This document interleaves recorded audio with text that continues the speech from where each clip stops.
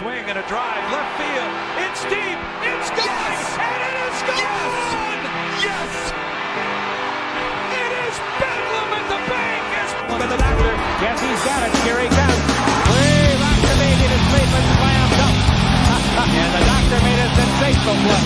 In front, the foot, and they score! And Giroux got it. Weston fires. Weston goal! Brady back again. He's got to be 10 and goes forward. And he fumbles the football, and the Eagles have it.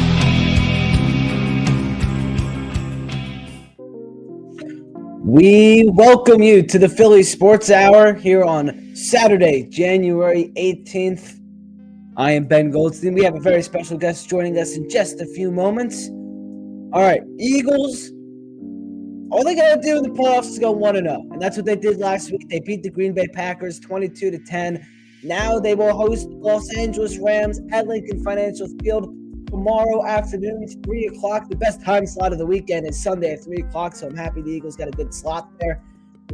We got other NFL games going on. We got a lot to dissect with the Eagles, so we'll get to that. We got a new arena coming to South Philadelphia, and college football national championship is finally upon us. And to help us break it all down, he describes himself as a talking mascot. We got the Philly sports guy, Face Paint Guy. How are we doing? Hey, Ben, thank you for having me. I'm doing fantastic. Just getting ready for Sunday. However, I might as well just announce this right away why I'm in red. You may have seen earlier this week that I was doing something with Tylenol, and their legal got back to me and said, hey, we need you to redo one of your shoots. So I got to redo the shoot. Yeah, Face Paint Guy. He's rocking the red. He's rocking the green. If you're not on the audio podcast right now, he has the Phillies face paint on with the white, red, and blue, and then he's wearing a Kelly Green Eagles jersey. So if you get a chance to tune on to the video version of the pod, you're going to get a very colorful side of your screen. So if you get the chance to do that, do that. All right, let's talk about Eagles-Rams tomorrow afternoon, 3 o'clock. By the way, 3 o'clock on Sunday, I think, is the best time slot for the divisional round. I agree. I feel that I like it better than 4:30. It definitely gives us a little bit more time. I like the fact that they're doing these Sundays now with the playoffs, similar to the way they do the NFC and the AFC championship game. So I feel that there's going to be more people watching. I think it gives a few more hours to spend time at tailgating and such like that without having to be down there bright and early at like 7 o'clock in the morning. Yeah, it's a little bit more time. It's at 3 o'clock too. You start at a good time. You end early before school and work tomorrow. You get the chance to watch the night game, and I also like a 6:30 Sunday night game. It's early. It ends before 11:30 at night. I'm liking this schedule that we got going on right now. Yeah, I think that the NFL was smart on how they did this. And listen, the NFL, is almost infallible now. It seems like where it comes to programming, it doesn't matter when they put a game on, somebody's going to be watching, and it doesn't matter whether it's 9 o'clock in the morning and they're playing over there in Germany, or whether it's like 8 o'clock or 9 o'clock at night and they're doing it in LA. People are going to be watching it all the time. So it's like I like these time slots. Like I said, it'll give me the chance to watch both of these games, one live and one on TV. Yep. All right. Let's talk about this Eagles-Rams game. We got some snow in the forecast. It's going to definitely play a factor for the Eagles and the Rams. It sounds like as the days goes on, it sounds like it's going to be heavier and heavier and more snow. Could we get a little bit of a throwback to the snowball on Sunday? I don't know that anything's going to compete with the Snow Bowl. I mean, that was just such a unique situation that occurred where, hey, at 10 o'clock in the morning, there's no snow. At game time, all of a sudden, there's like 8 inches of snow. And it's rare that you wind up getting that much that quickly. I kind of think that as the game goes on, you may start seeing some accumulation, but I don't think it's going to be. I think it's just going to be cold. I think it's going to create problems for the Rams, who have played, for the most part, indoors and in warm temperatures. But these are all football players. They know what this is about. And I like the fact that, their quarterback over there doesn't do well on outside in the cold.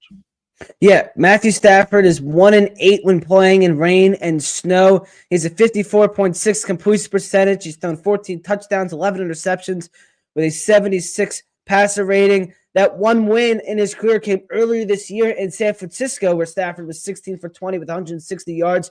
Rams won that game 12-6. They kicked 4 field goals. Rams did not get into the end zone that day, and teams who play in a dome, as the Rams do, are 1-6 all time playing playoff football in Philadelphia. Just how much of an effect will this have on the Rams tomorrow? You know what? I can't believe that it's going to be the end all be all of the Rams, but I feel that it's going to affect them a little bit. Obviously, there are certain tells that players do when they get into cold weather. Some players just don't like playing in cold weather. They call it tipping, where these players just like they shy from getting hit because it stings more, and that it creates certain problems when you're going after guys and when you want to lay a hit on somebody. Where the Eagles do this every week. I mean, it wasn't freezing cold last week, but it was cold enough, and you could see that it was affecting it was definitely affecting the Green Bay Packers, and they're used to playing in super cold. So I think that it's going to create a little bit of an issue, but definitely for certain players, it's going to be a problem. The guys that come out with really long sleeves, you could tell they're going to be the ones that are going to shy away from some hits. Yeah, it's going to be tight up in those stands tomorrow with everyone in their big jackets and hats, and it's going to be a tight Lincoln Financial Field. And Matthew Stafford was actually the starting quarterback for the Detroit Lions in that 2013 Snow Bowl. So this is not the first time he's going to be in snow at Lincoln Financial Field, so that'll be interesting how he can answer back to that. Speaking of quarterbacks, we need to talk about this passing offense. It's been the debate of the week. It's been kind of the talk of the season of how will this passing offense do each week? Well, Jalen Hurts came back last week off of his injury, his concussion. He was out for 3 weeks, and well, he wasn't throwing the ball very well. Couldn't really get the ball moving. Is it rust with Jalen, or was it just like a fact, like it just wasn't good yesterday or last week? Yes, I agree. I felt like the offense looked anemic, and Green Bay knew about it. Obviously, uh, they played us in the beginning of the year. They obviously changed their defense to be able to handle the run, so they limited Saquon a little bit. And you had a Jalen Hurts who hadn't played in practically a month. So I thought that there was going to be some rust. I thought that there was going to be some timing issues. I felt that truth of the matter be told is that once they started to get a little bit of rhythm in the passing, the running game kind of took over because Green Bay had to start to they were starting to get the pass, especially that Dallas Goedert pass. Dallas was starting to really hum out there, and I kind of knew he was going to score a touchdown. He was going to play a part in this. But obviously, that when they started just pushing them around, they had to start to defend the pass a little bit more, and that left open lanes for Saquon to be able to just get through and do what he wanted to do, and then practically run out the clock. So I kind of feel the same situation here. The Rams had got run all over the last game, where Saquon had, we were worried about him breaking his record, his all-time record against the Giants. Well, he took care of that against the Rams with 255 yards, 301 all-purpose yards. And I kind of think that there's going to be similar situations here. They're going to start to put men in the box, and I think the passing game is going to do a lot better this week than it did last week. I think it's going to be more similar to when Pittsburgh came and Pittsburgh tried to just load up the box, and then all of a sudden guys were open left and right. And I think that Jalen Hurts is expecting this as well. Yeah, so with Jalen, it's been the talk of the town all for the past, feels like 2 seasons, is if he'll ever return to that 2022 form, if he'll ever be able to run like that again, throw like that again, and just all those things.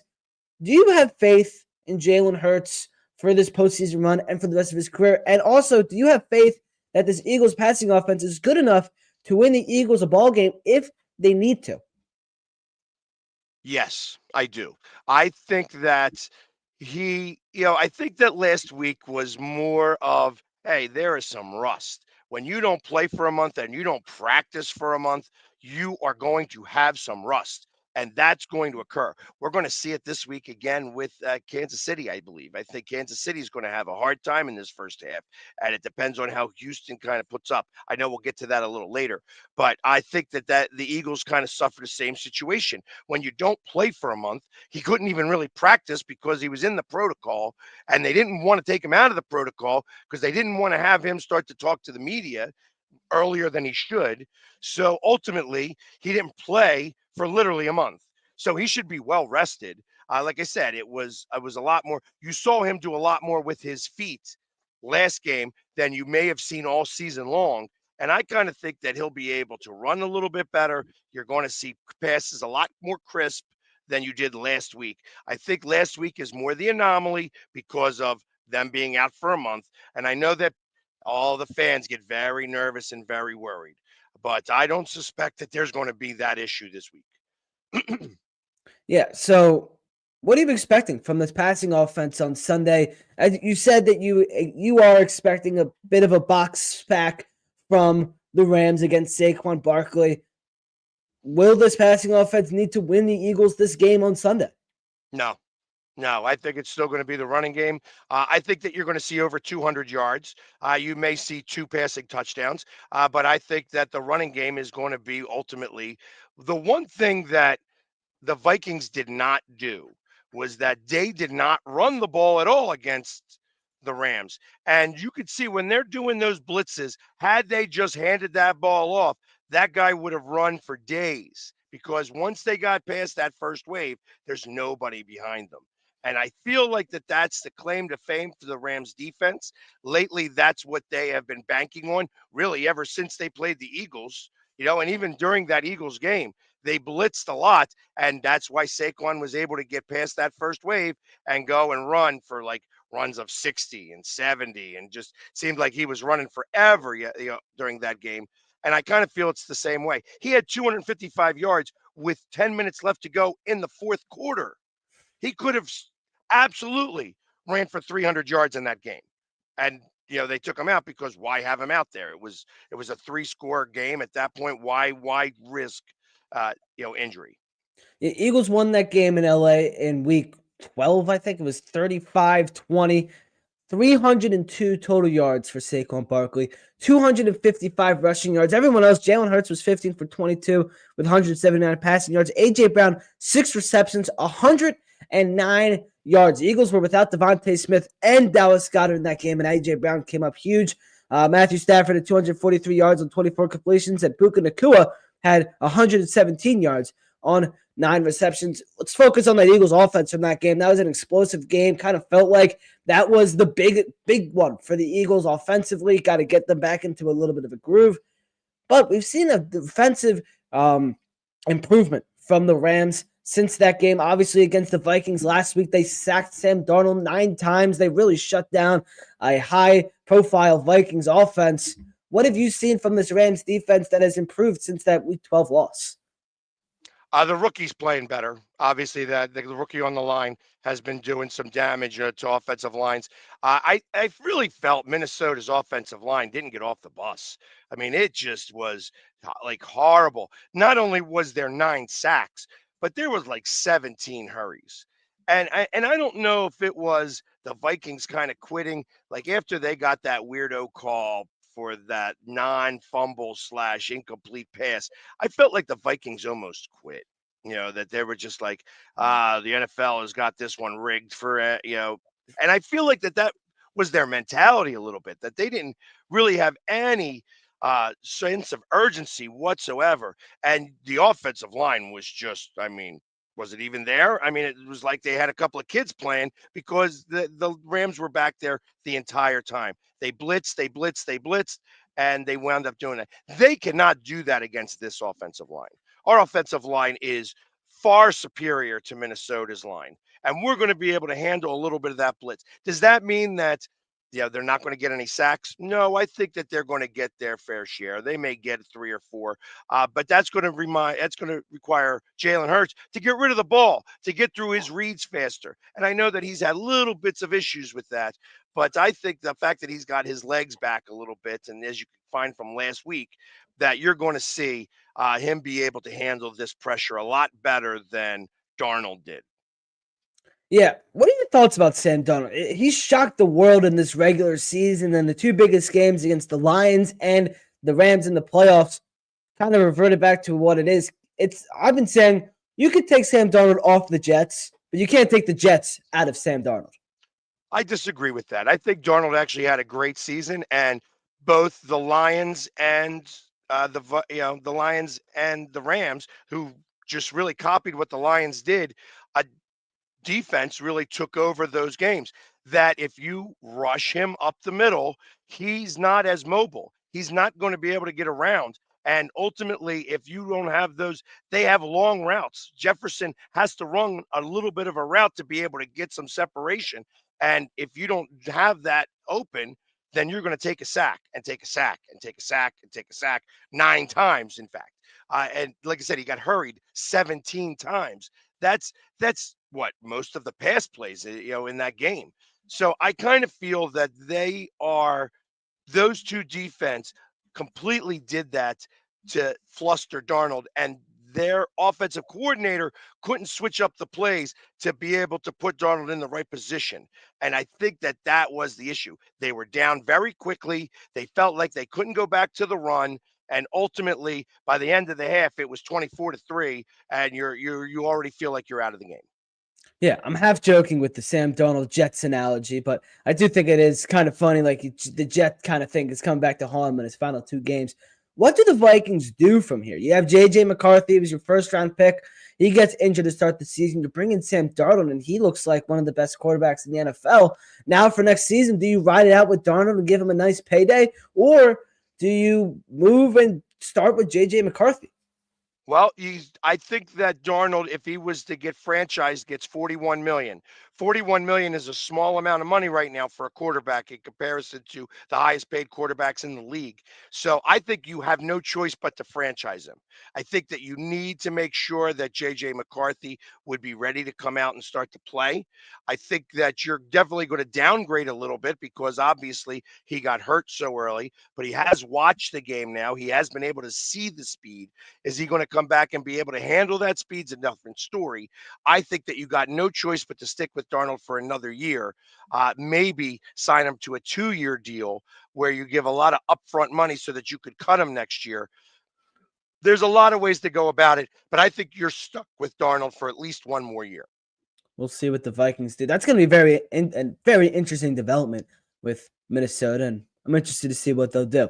Let's talk about this Eagles defense. They were unbelievable against Green Bay, held the 8th highest scoring team in the NFL in the Packers last week to just 10 points. The Packers averaged 27.1 points per game this season, and the Eagles shut them down. What was the most impressive thing you saw from this defense last week against Green Bay? They couldn't seem to connect on any passing whatsoever. They would move down the field a little bit, and it was mostly due to their running game. Like they were able to get past that initial wave. Obviously, you got Davis and Carter that just are disruptive on that interior line, and ultimately they are requiring almost like 4 guys to block them. So that means you got 1 guy for each of the ends. And I think that Green Bay understood that the only way they were going to really move the ball is running the ball. Because once they got past their running back, you saw on that one play that he could carry that team. They just couldn't get to him enough. They couldn't pass the ball to him enough. They couldn't hand off enough because they were down. That first play of the game on the kickoff set the tone immediately. And then we score, and it's 3 minutes into the game, and it's already 7-0. I think it put the Packers back on their heels. They got nervous, and they never were able to recover from that initial kickoff. Yeah, that might have been the loudest I've ever heard Lincoln Financial Field. From when I've been there, you've obviously seen much more than I have. But that initial kickoff, he brings it up. It's just an explosion down there. Trot comes away with the ball, and people are just going absolutely crazy. I'm jumping up and down. I'm like punching my dad. It was an electric moment. And how much of a tone setter is that to start a ball game? First wild card game. You're at your home stadium. You recover the opening fumble. Like, how electric was that? It let Green Bay know that this isn't last year. I think that was the immediate thing. That initial hit set the tone for the rest of the Packers. I think that that made them nervous in the cold. I think that's why they were a little bit timid to actually have contact. And I think that it set everything in motion on how the Packers did the rest of the game. Like, I feel like they said, once we scored that touchdown 3 minutes into the game, now it's like, first off, you only got to go 30 yards. The next thing you know, we're in the end zone and then we're kicking off again. And he goes to run it back out again. I got to imagine even on that play, they were nervous. Hold on to the ball, because the way he was carrying it made a difference. So I feel that it really was the setting tone across the board. Like, hey, last year you guys were able to do some damage. You're not going to come here and take care of our business. We're moving forward here. And sorry, Pack, you're going back home. Yeah, this isn't Dallas. This is Philadelphia, Green Bay Packers. That was Oren Burks that got that opening fumble. He was the one that forced the fumble. He's going to be filling in a linebacker. Nakobe Dean suffered a big leg injury this past week. He is out for the remainder of the playoffs. Huge loss on defense for the Eagles. Who are you hoping to see fill in at linebacker? Do you want to see some Axeman Jr. or do you want to see some Oren Burks, or a little bit of both? Both. I think both are going to be integral in this game.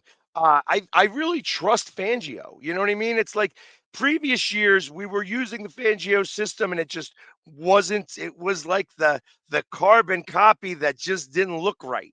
And now we got the original copy, and you see how well things are moving.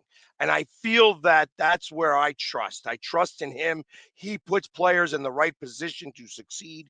And I believe that you're going to see Trot get some action. You're going to see these guys kind of go in and out of the system. And really, it all is going to hinder on Bourne. I mean, Bourne is the guy who's the first team All Pro. I came off of the trash heap for real, and literally came in here and is going to make Howie have to sign him for some real money. So, and isn't it great to see that we have somebody who's a first team All Pro at linebacker? I mean, when was the last time we saw that? Really, like Trotter. Trotter was the last one who was able to kind of do that. 2017, we had some good play from the linebacker position, but nothing the way Bourne has been playing. And it really does. It really is sad to see Nakobe Dean go like that. Even the way that happened, that injury happened. I only thought it was a Charlie horse initially. I didn't think that it was going to be an ACL. So it's a shame that he's got that. He suffered that, and I'll look forward to seeing him back next year. Yeah, it was kind of awkward. Like, he made the tackle. It was an awkward tackle. He gets up and then kind of goes back down, and then he took his helmet off, and that's how you know it's serious. Yeah, when the guy tackled it kind of twisted his leg a little bit. It was like an awkward twist. Yeah. That's why I thought it was a Charlie horse, because of the way it was hit. But it was actually the spin that did it, and unfortunately, I think that was the knee he's had repaired before. Yeah, a tough injury for the Eagles. And Nakobe Dean, he's been excellent this year. He's kind of bounced back after kind of a tough rookie season. He's come back this year, and he's been great at linebacker for the Eagles as well with Zach Bond. As you said, they've worked very well together. And someone else who I want to point out, Nolan Smith, 2 sacks last week against Jordan Love. Kind of, he was injured and he wasn't great his first 2 years. He comes back this year and shows why he was a first rounder. He was awesome against Green Bay. Again, I feel like Fangio putting together the system, rewarding the guys who want to put in the work. These guys put in the work. I mean, it's like he's taken the Georgia Bulldogs and he has made them the strength of what this defense is. I mean, across the board, I mean, obviously, cornerback play makes a big difference. And when you have lockdown corners, you get the extra half a second to a second to be able to get in on the quarterback.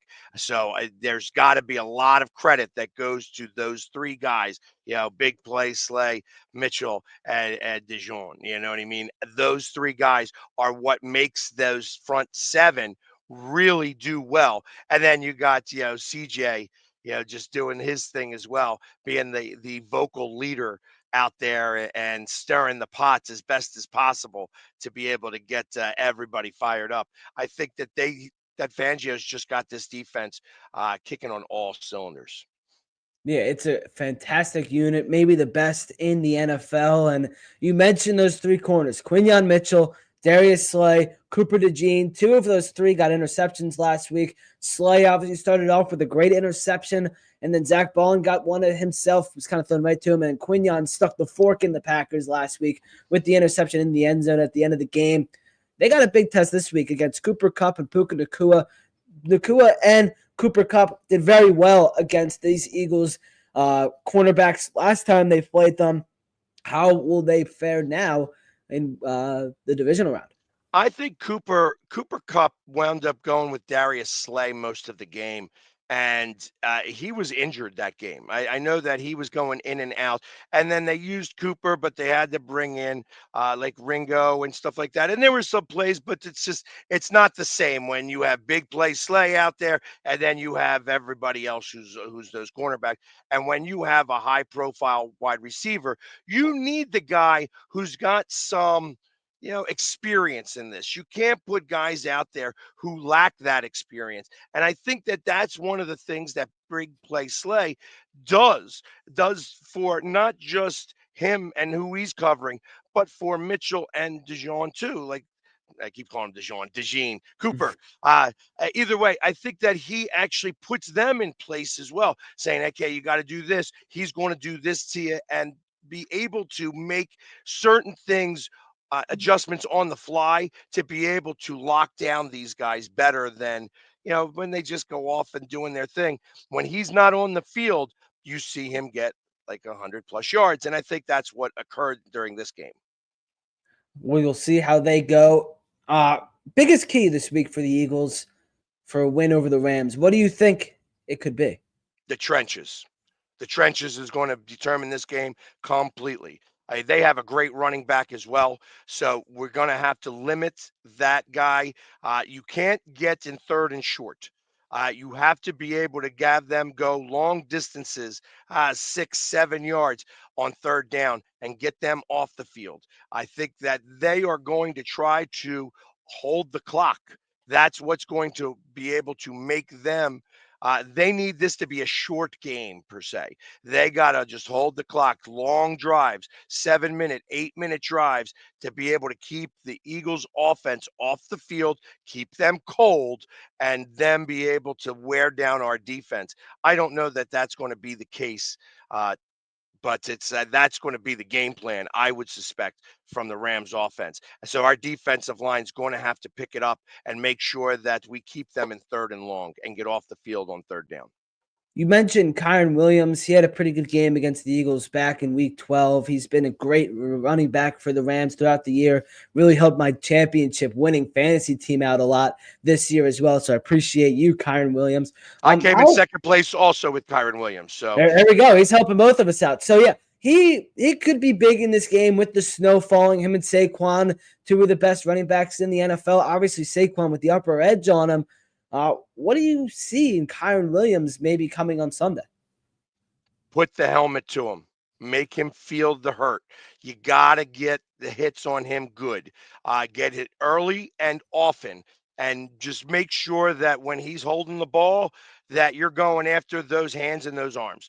You want his arms to sting from the cold. And I think that that's going to be one of the factors. He's got to hold on to the ball. Saquon has got a lot more history in these types of games. So from playing out in Penn State to going out to the Giants, I mean, he's had the ball outdoors. He's played in the cold weather. Kyren Williams, he has not had as much experience when he's with the Rams in comparison. So I think that that's what you have to do. You want to hit him, make him feel the cold. And I think that's going to play a part in this, in this game. It definitely could. We will see. Another storyline going in this one. We talked about the Rams defense. Rams rookie edge rusher Jared Verse. Well, he made a rookie mistake. The possible defensive rookie of the year made a very big rookie mistake. He said this: "I hate Eagles fans. They're so annoying. When I see that green and white, I hate it. I actually get upset. I actually genuinely get hot," is what Jared Verse said. You might be one of the images that he is talking about. How do you feel that Jared Verse hates you? Yay. I mean, we learned this last year. When we got done with Kansas City, we won the game in Kansas City. They used my image again, saying, "Hey, that the NFL players said that the Eagles fan base was the most annoying." So we already got the moniker. The fact that you just announced it more just became bulletin board material for the 63,000 that are going to be in attendance. We're going to be doing Jared chants. We're going to be able to get under your skin a little bit. Everybody who's going to be sitting behind is going to be looking for number 8, just to give you, a taste of what, our Philly fans are all about. So, congratulations on that. You did a good job. Yeah, way to give us some something else to yell at you about. Yeah, how do you feel about that? Like, you are like one of the faces of Philadelphia sports fans with the face paint, and when you rock the shoulder pads for Eagles games, and when they say something about an Eagles fan, obviously there's a lot of things with Eagles fans going on with the Packers situation, which I don't really want to get into. But like, you seem to be the face of like the graphics and the TV promos of fans and stuff. Like, does that bother you at all? Like, I know they ask athletes, like, when guys are chanting at you and saying negative things to you, does it bother you at all? And they're kind of like, nah, just kind of shake it off. Are you kind of like that? Yeah, I pay that no mind. It's everybody likes to believe that as the Philly sports guy that I pander to a camera, and that could be the furthest from the truth. I don't need to pander to a camera. I do what I do. The camera likes to find me because of that.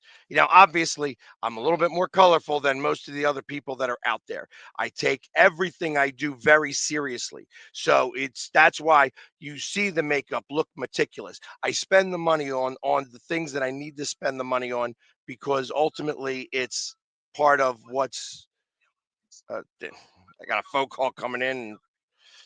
Sorry about that. But I don't mind that they use me for those things.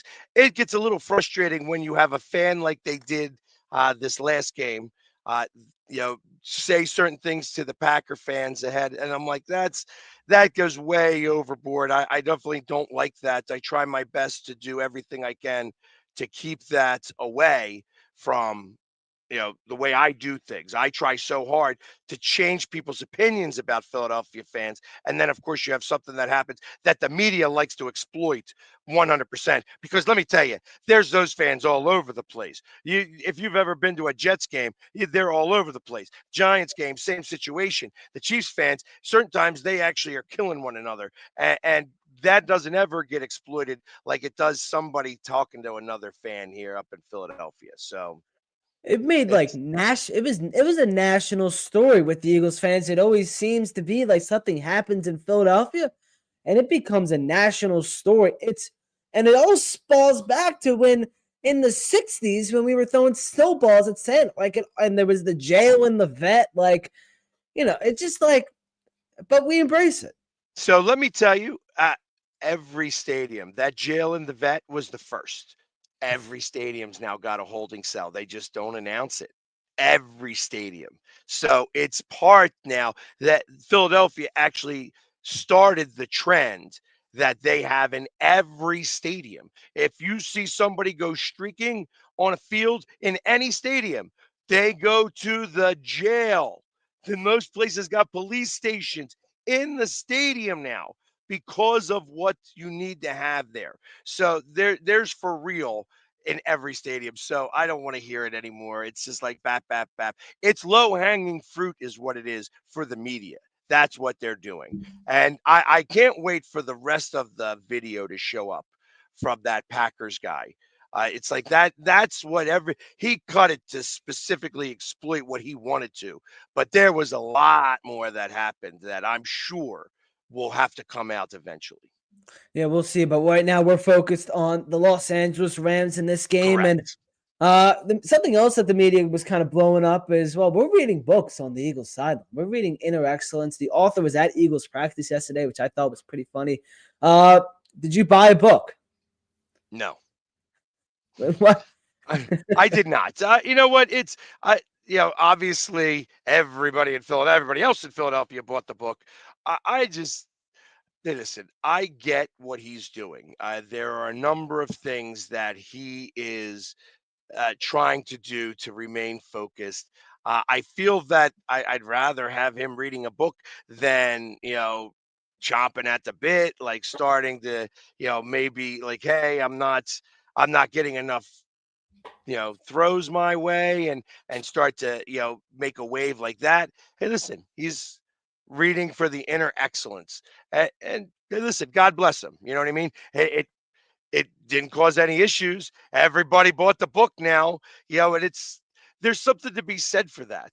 Yeah, everybody looks at the bad in that. I look at it in the good. I was like, hey, I appreciate the fact that he is doing that rather than be a disruption, rather than say, hey, I'm not getting the ball enough. I am learning how to better myself. And whether it's on the field or off the field, I'm doing everything I can to do so. And that's what I looked at with this. Maybe there's a lot of people that should be reading this Inner Excellence book. Maybe that Packers fan should be reading Inner Excellence. Wouldn't you rather him maybe like looking at an iPad, watching some film on the sideline, than reading a book, or does it really like? Is this a no story? I think it's a no story. I think all it did was sell books for this guy. There you go. That's really what it did. It took him from just a book on the shelf to a bestseller, and ultimately, it is what it is. It's like I don't think it made a difference in the game. I don't think it made a difference with anything else on the sideline. I feel that he maybe brought that out there because I mean, what he only got 3 targets, so obviously it wasn't it. He wants the ball in the big moments. He wants the ball, but he learns now. Like, hey, listen, what's most important is the ring. I want the championship because nobody's going to remember that I got only 3 passes in the wild card game. I want the champ. When I get the ring, it don't matter how I got it. I got it. And that's what's going to be more important. That's what winners do. Yeah, we'll see. I mean, it's the number one bestseller on Amazon right now. So I mean, good for Inner Excellence. Everyone, if the Eagles go to the Super Bowl, I might be buying a copy of Inner Excellence. That's exactly it. I may find out what everybody's trying to read. Yeah, well, we'll see what's up with that. All right, let's look at this weekend. Let's throw in some predictions. We start the weekend off 4:30 today, Saturday afternoon. We got the Houston Texans at the Kansas City Chiefs. Kind of a shocking performance from the Texans last week with a big win over the Chargers. Now they go in to face the mighty Chiefs. It just feels like the Chiefs are never going to lose in January and February ever again. I tell you, I think this is going to be a lot closer game than people think. I believe Houston with the points is Houston's going to cover. Are they going to win outright? I just can't see it because I feel that that the referees may not allow that to really occur. But I feel that it's going to be a lot closer of a game than anybody really believes. And if the Chiefs really come out flat, if Mahomes hasn't played in 25 days, if he comes out flat and goes back to what he was doing in the beginning of the season, it's going to be a much different game than it was on Christmas Day because that was the last time he played. Yeah, it has been a while since we've seen Patrick Mahomes out on the field for the Kansas City Chiefs. All right, so Chiefs take that one over the Texans. Now for the game that all the Eagles fans should be worried about tonight at 8 o'clock, we got the Washington Commanders and rookie quarterback Jayden Daniels going into Detroit, Motor City, against the Lions.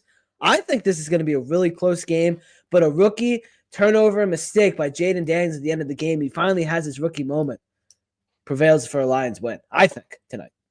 I kind of agree with you. This is another situation where I think that it's going to be really close. I think that you have to take the points if you're going to bet this game and keep it. The over under is like it's 65, which is ridiculous for any football game. That's a college over under. So I'm interested to kind of see what they really do. I think that it's going to be one of those games where it could be the last guy who has the ball wins. And it's going to require like a last second touchdown. It may be a rookie mistake by Jayden, but it could also be a coaching mistake by Detroit. So either way is possible. I'm excited to see this game. I'd love to see Washington back at the link. But I ultimately believe that Detroit's going to be the one that wins this game, and we're going to have to go to Detroit.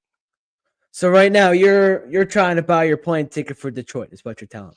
I'm driving. Oh, you're driving up, no plane ticket? No plane ticket. All right. We're going to skip the Eagles Rams game. We'll come back to that after we talk about maybe the game of the weekend. We got Ravens Bills. This is going to be another close one, another fun one. But I think Lamar shows that he is the real MVP. He goes into Buffalo and comes out with a victory. I disagree with you. I think that Josh Allen takes care of business. I feel that Lamar Jackson, what I do feel about Lamar is that when it comes to really big games against really good teams, that he comes up a little on the small side. And I almost want to liken it to Mike Vick. When Mike Vick went up against the Eagles in '04 in the NFC Championship game, in '03 in the playoff games, he came up smaller and he never was able to get over the hump. Even when he was with the Eagles, he couldn't get over that hump. And I kind of feel like Lamar has got the same thing kind of going on. I think that everybody has been waiting for a Chiefs-Bills championship game, and I think that they're going to get it. I think that that's what's going to happen. It'll be interesting. I mean, obviously, I'm not going to write Lamar off.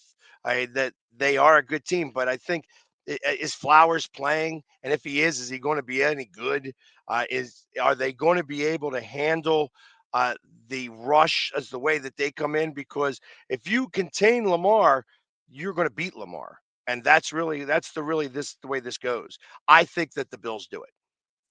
We'll see. I'm like going back and forth on it, but for the sake of this stream to get up with the prediction, I was just throwing out the Ravens. But we'll see. That's going to be the game of the weekend. Everyone's been waiting for it, been calling for it, so we'll see how that one goes. All right. And now for the big one for us, Rams, Eagles at the link. I've been saying it since Monday night. Eagles 28, Rams 17.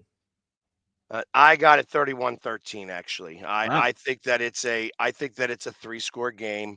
I think, I mean, even though that's like kind of almost like 2 scores or whatever, but I think that it's 31-13 is 18. That's 3 points, 3 scores. I just think that it's going to be us nonstop, that we're going to be able to take control of this game early, and it's going to make the Rams have to do certain things, and we're going to be able to take like a lot of possession. I think that we are going to wind up getting fumbles and interceptions.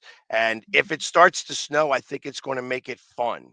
And I think when they start having fun in the snow, God forbid, because I think the Rams are going to wind up, putting their tail between their legs and going back home early, like fourth quarter. They're going to be just done and cooked. Yeah, Brad Creason, excuse me. He's saying Eagles 59, Rams 10.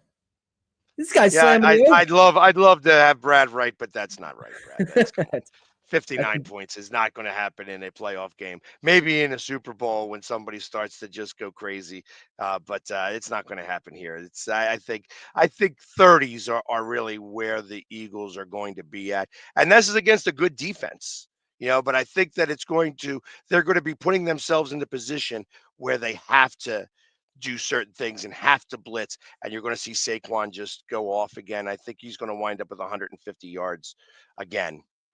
It's a Philly thing on YouTube saying Eagles 34, Rams 20. Joseph Raymond, who's also offering you a free ride to Detroit if you pay for his ticket. So I don't know about that. It's kind of guess what? That's going to be a very expensive ride then, because the tickets out there are ungodly at the moment. He's saying Eagles 27, Rams 17. My mom's saying Eagles 27, Rams 24. So a close one from hopefully.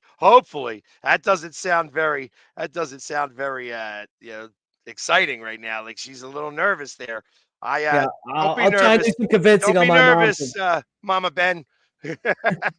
I'll try and do some convincing with her. The Eagles have not beat the Rams in the postseason since 1949. That was the NFL championship game back in the day. The Eagles won back-to-back championships, and then 89 wild card at the Vet, and then the 0-2 NFC championship game in St. Louis. The Eagles lost both of those, so they'll look to write some history tomorrow. I actually remember being at the 1989 game.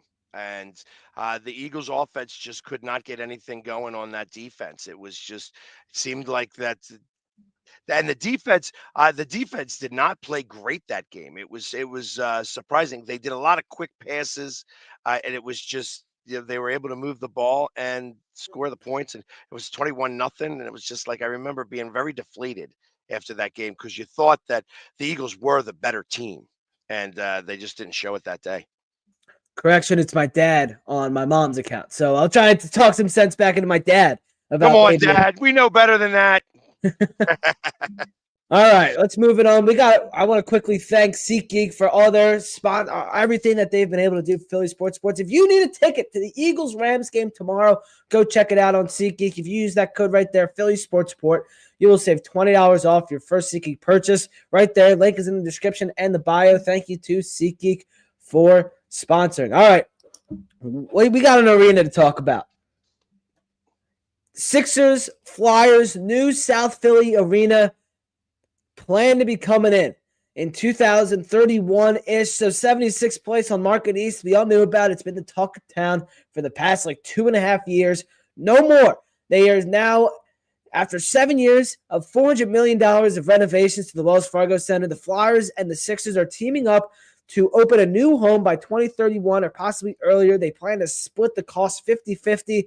Last week, NBA Commissioner Adam Silver, Roger Goodell, and the Comcast president Brian Roberts reportedly talked the Sixers back into playing in South Philadelphia in that complex. And the Sixers, they've wanted their own building for years. They're not going to get it, but they're going to get the money split that they want with the Flyers. And also, it sounds like they could be bidding for a WNBA franchise as well with this new building. This has been a crazy last 2.5 years with this new arena going on Market East. Now they're going back to South Philadelphia. It sounds like you may have called something like this a year or so ago that it was never going to happen, and now we're here with a new arena in South Philadelphia. How do you feel about this whole process? I knew it. I hated to say that I told you so, but I told you so. There was the one thing that was just overlying everything is that the upgrade to SEPTA needed to come from someone, and that would have needed to come from the Harris Group. And I don't know of any billionaire who is going to invest $750 million in somebody else's business without any return. And that's what it would have taken. It would have taken $750 million just to be able to get SEPTA right, to be able to go feed that. And that was his threat. That's what he was doing. He seems very Norman Brayman-ish is what I look at it as. And I thought that he tried to hold the city at bay, tried to hold Chinatown at bay, and ultimately he winds up getting what he wants in the first place. I mean, that was ultimately, he was like, hey, I just want what I got coming to me. I don't like the deal that it was before. I want it better now. And they're going to invest the money. I mean, that whole area is going to become a whole different, complex. It's going to be a monster complex here within the next 3 years. You're going to see it look much, much different down there. And I think that was part of this. I think that it was like, okay, let's keep it here. I think that's what makes Philly Philly. It's what brings everything together. And ultimately, you had to have all these other people come in to be able to get this get Harris under control, kind of, and give him what he wanted so that he would keep Philadelphia 76ers where they're supposed to be in South Philly. Yeah, it sounds like the Camden project came back up throughout this process. They were kind of kicked out of 76th place and on Market East, and it kind of sounded like, hey, we're going to just move to Camden. Screw you guys. But no, they're staying in Philadelphia, South Philadelphia. How do you feel about a new arena? Now we're going to have 4 buildings here for a little bit. Of course, they're going to demolish the Wells Fargo Center, but they go through these $400 million renovation of the Wells Fargo Center, the new upper deck, new club level, lights on the exterior, and now they're scratching it all and moving out. How do you feel about it's kind of stink for Comcast? Listen, there's the reason why Comcast has got the tallest building in the sky, because they need to flex their muscles. And that's kind of what this is. They're building hotels. It's going to be like shopping. They want this to be, whether there's a game going on or not, they want it to be a destination for everything. I think that what's going to occur now is where are they going to put all the parking? That's where it's the interesting part that I'm concerned about, or that I'd like to see, which we have not seen in any of the development, is how are they going to connect the Navy Yard to this complex, because there's tons of parking over there and they're going to start to use that. Tailgating has been a big deal in Philadelphia, and they are ultimately trying to get rid of it because they want the tailgate money. That's what's happening here. Well, I won't even go into what's going on with tailgates right now, and how they there's been some stuff that happened with tailgates this past weekend, and what's going on this coming weekend, that they are stopping tailgates because they want to collect all that money.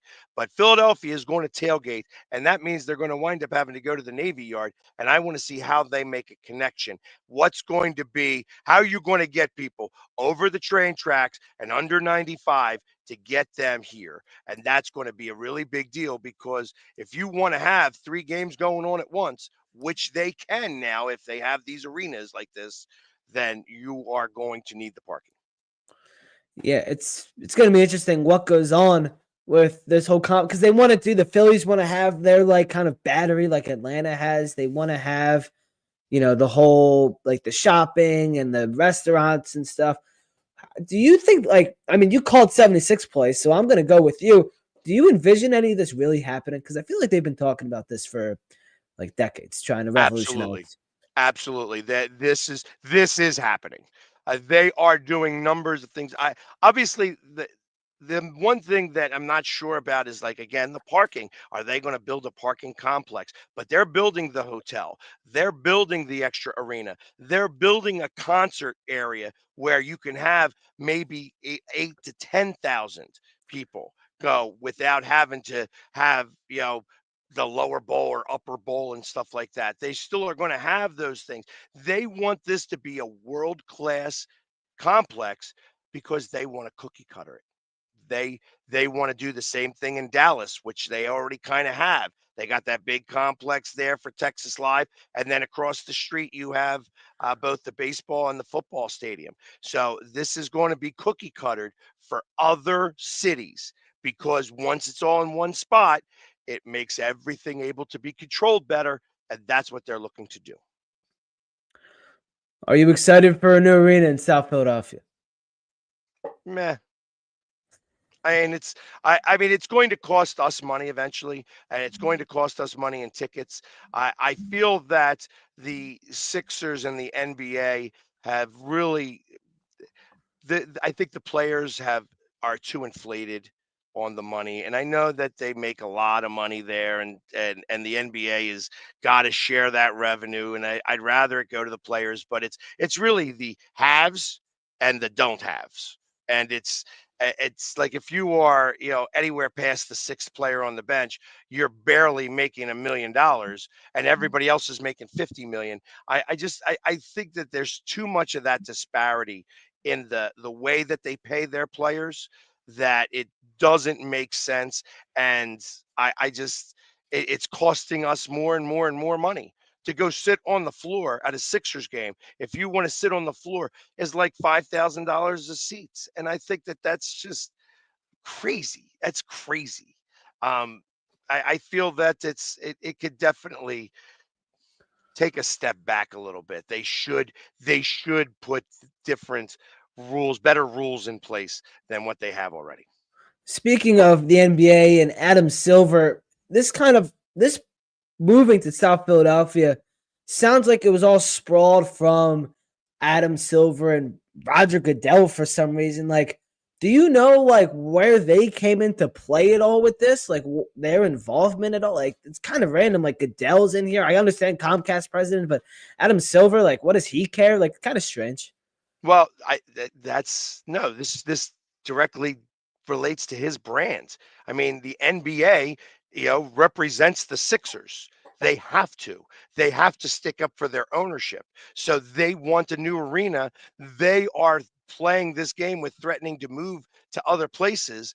Well, ultimately, he needs a basketball team in Philadelphia. I thought that if they went to 76th place, that does that open up the Philadelphia for another basketball team? It's possible, because now you got two places that they could play.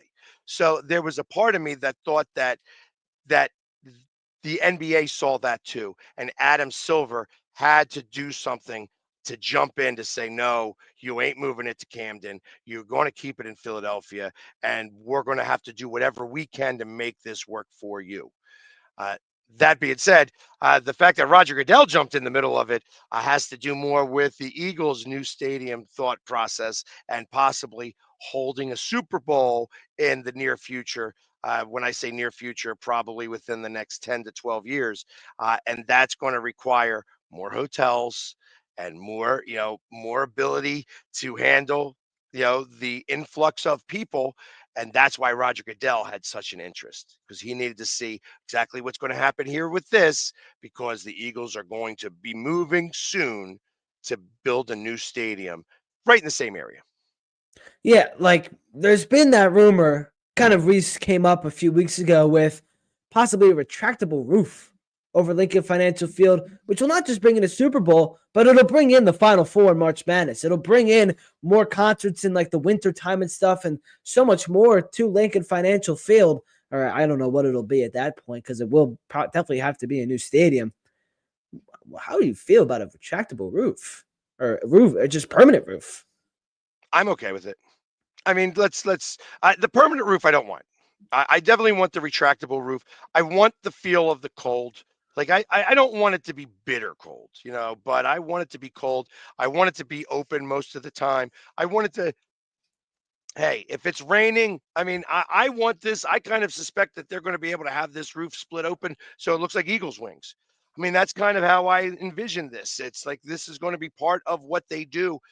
And I think it's going to be unique. I think it's going to cost like $3.5 billion to build. And I feel that it's going to be worth it. I'd love to see a Super Bowl in Philadelphia. I'd love to see the Final Four here in Philadelphia.